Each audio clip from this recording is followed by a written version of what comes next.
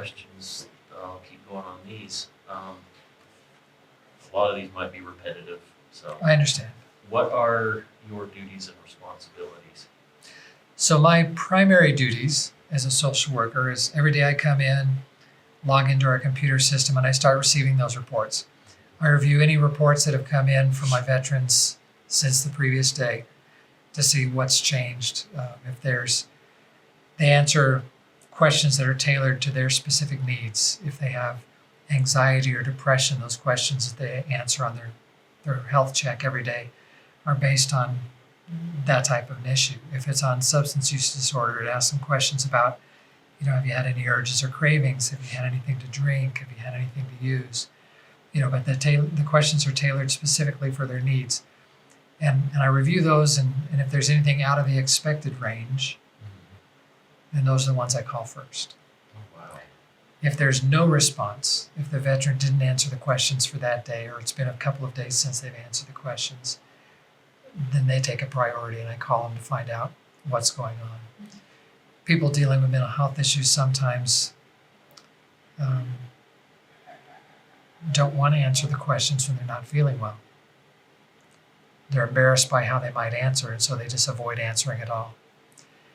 And that's an indicator that something's going on. And so we call and reach out to them and talk to them, again, to try and catch anything before it becomes a crisis situation. During the day, I make phone calls.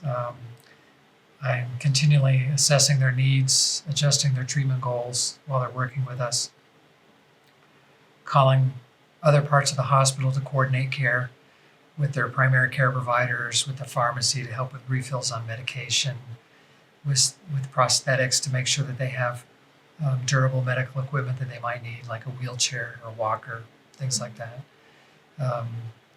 And then, in addition to those responsibilities, I work with a PAC team, the Patient Aligned Care team, and I meet with that staff every day to touch base so that if they know of somebody who's coming in that might need additional assistance, the social worker on the team can be assigned to start looking into that before they even get here, so that when they come, they don't have to spend extra time in the waiting room or just sitting around with nothing to do, so that the social worker can be aware of who's coming in, when they're coming in, and be proactive in trying to address what their needs might be.